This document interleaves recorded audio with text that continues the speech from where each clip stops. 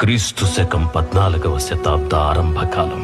దక్షిణ భారతదేశంలో అరాచకం రాజ్యమేలుతోంది. విదేశీ దండయాత్రలతో దేశం అల్లకల్లోలంగా మారింది. ఈ అతలాకుతల పరిస్థితుల్లో సామాన్య ప్రజల నుంచి అడవుల్లో బతికి అమాయక గిరిజనుల వరకు అంతా తల్లడిల్లిపోతున్నారు.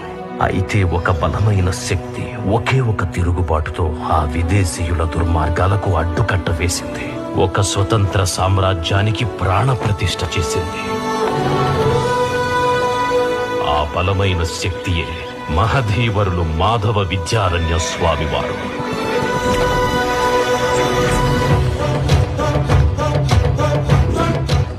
ఆయన చేతి ఆయుధాలే హరిహర బుక్కరాయ వీర సోదరులు.